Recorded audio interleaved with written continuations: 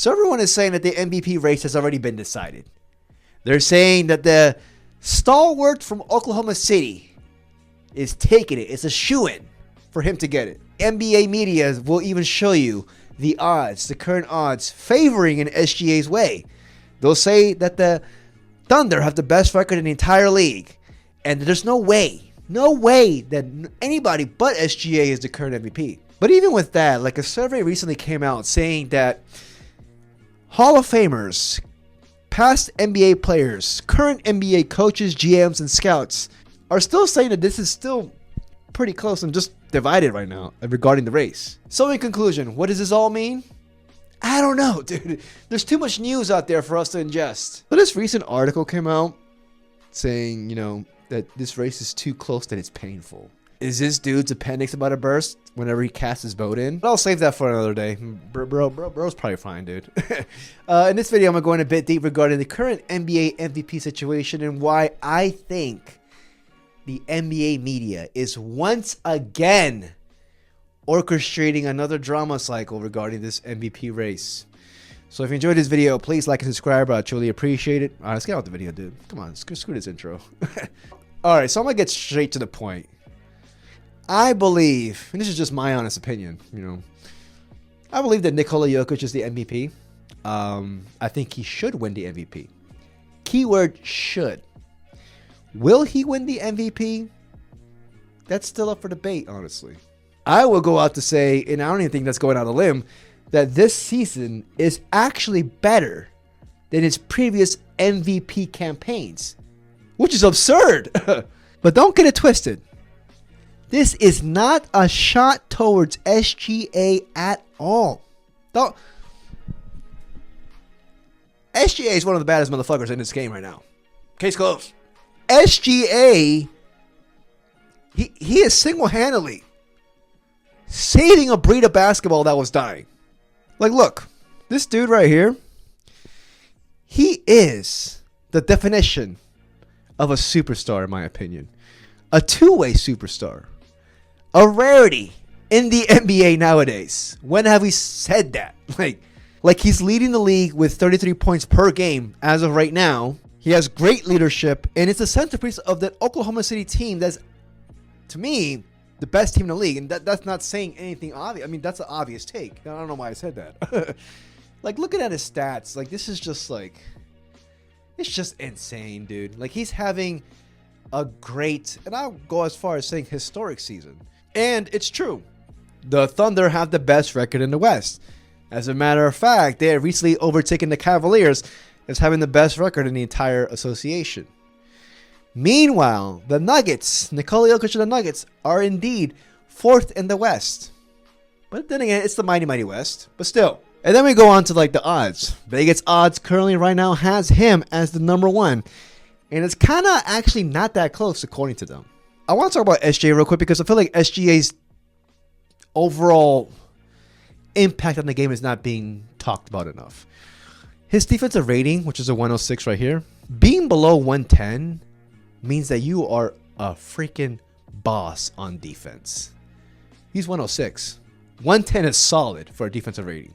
And I want to talk about his impact real quick because I think what's going on unnoticed with him is that the fact that he takes so much pride in his defense, states it in many post-game interviews, many interviews in general, how he's prideful in his defense. To me, that's something that you have to commend with him. Because if you think about it this way, if the NBA glorifies this guy, which he deservedly should be, in my opinion, he should be the face of the league to a certain degree. Yeah, Anthony Edwards doesn't want to be it. But if he does that, he can then groom a new generation of basketball players, or even the current young generation that's playing in the NBA right now, saying, wait a second, if one of the best players, if not the best player in the league, is taking so much pride in his defense, why shouldn't I?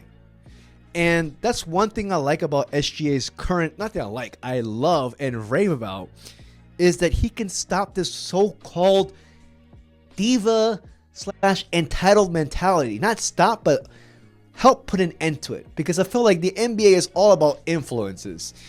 And Putting him atop and putting him up there as the face of the league would do wonders for the league, in my opinion. SGA is that special. But for him to win the MVP, there's one problem. Nikola Jokic. I'll let Mike Malone sum it up for you guys. Nikola Jokic is one of one. I mean, the first player to ever have a 30, 20, and 20 game. And when you are one of one in this league and the tremendous history of this league, that says a lot. And there's a lot of good players in this league, but Nikola, in my opinion, is just in a class all by himself. Cut the music. Cut the highlights. 30 points, 20 rebounds, and 20 assists. King Kong ain't got shit on me!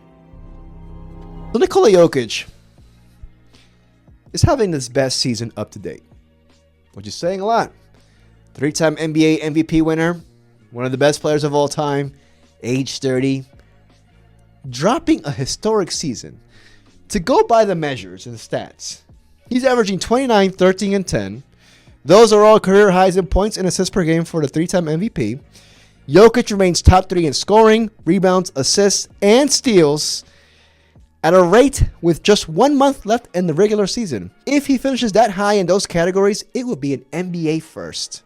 Oh, and the 50, 40, 80 shooting splits that he currently has right now will be the first of his career. Just saying. Just saying, dude. And like, to put things into comparison, Jokic's season is so historic this year that his season, and I'm not saying he's better than this player, because I would never say that, but his season currently, statistically, is better than Michael Jordan's 1997-1998 MVP season. I mean, look at it, dude. That's how good Jokic has been this year. I feel like there's like every week or every other day, there's a new record that Jokic is breaking. You know what I mean? Like records from the 60s, that he's doing it now against the top athletes of all time. Nikola Jokic is just inevitable. But then again, this is what the NBA media is saying right now. I think Shai is the MVP. You have to vote right now. Who's my guy right now? I mean, I'm going to go SGA because what more can you ask from me? It is over for me, though. Unless SGA falls off the map, I mean, it's over for me. It's no way. I'm just not going to let people do that to SGA this year. Why are you the way that you are? See, Stephen A's reaction to this is just kind of like, you could just tell that there's like a certain bias that he already has in this race. Him outwardly stating that I'm not going to let him get this done to him twice. I'm not going to let this happen twice. When in reality, your vote should be unbiased and impartial. But I feel like with the Jokic and voter fatigue argument, Jokic is not deserving of that. It's not his fault that he's playing so great, that people are going to be so tired and they want change and they want that. The MVP should always be allocated to the best player on the NBA season. Granted, there are different definitions for the best player on the best team, or the best player in general, the best player with the best stats, or the best player on the best team with the best record.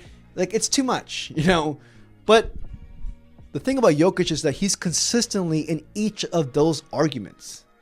The best player on the best team, best player with the best record, best player with the best stats, best player with the best season overall. So with the voter fatigue, I'm just like, why are you holding out against him? He's hitting all the marks and all the MVP criteria. It's not his fault that he's consistent. Is consistency a problem now? Is that something like to hold against a great player? Consistency? And the thing that really gets me about the MVP race right now is that the NBA media will do anything and everything but state the actual facts. Instead, the NBA media would glorify things and bring, even at some points, politics into the game, into this race. When I'm just like, where's politics even needed in this? Where is, where's even quote unquote race baiting into this? Why is that even needed? The politics and sports do not mesh at all. So the thing that really gets me is just like, are you really trying to spew the facts and try to show everybody what criteria and what argument is needed for each side of the coin for SGA or Jokic? Or are you actually just trying to clip farm? Are you just actually just trying to get the most views? Trying to get the most reactions? The most engagements? Are you just trying to, you know, spew drama? Or you just want to get to the facts? And that's the thing that really gets me about the NBA media right now. All they're doing and all they're incentivizing is just drama. These people, they only do it for views. They don't do it for accuracy. When in reality, the fact should be, well, Jokic is having such an undeniable season that he is even preventing SGA, who's having a historic season in his own right, from winning his first MVP. But anyways, that's the way I see it. You know, much credit to both. I feel like right now the NBA is in good hands, even though LeBron's going to leave soon. It's time to be more positive. It's time to stop clickbaiting and clip farming all these hatred clips. I'll include that myself into that. I feel like the NBA is in good hands with guys like SGA leading the way. But unfortunately, with Jokic having the MVP trophy in his hand. But, you know, you never know. Stranger things happen in the NBA. So, but yeah, man, if you enjoyed this video, please like and subscribe. I'd truly appreciate it. Until next video, until next report. Peace, y'all.